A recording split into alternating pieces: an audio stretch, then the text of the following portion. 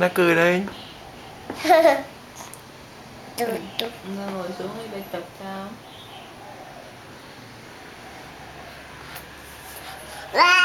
Hai ba. Lên nè. Lên. Thôi nha. Nè múa một bài vậy con này, múa đi để ba chụp hình. Đứng xa xa thôi con, không cần đứng gần mà.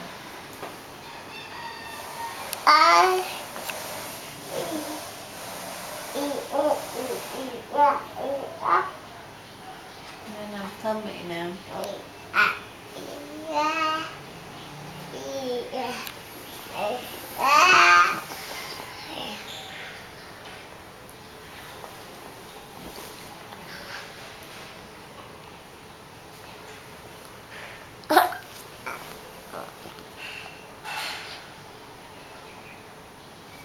Mẹ đang làm gì?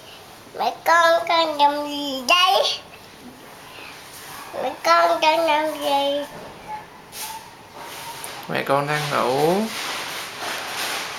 Con đang ngủ hả? Ừ. Mẹ con đang ngủ. Ừ. Mẹ con cả đi. Thơm cái má chưa?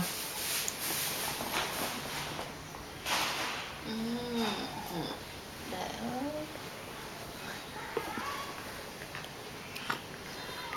Chụp hình đã con. Ừ, con cười đi.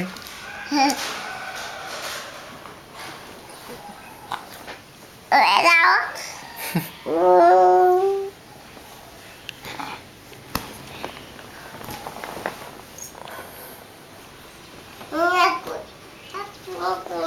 Mẹ ba.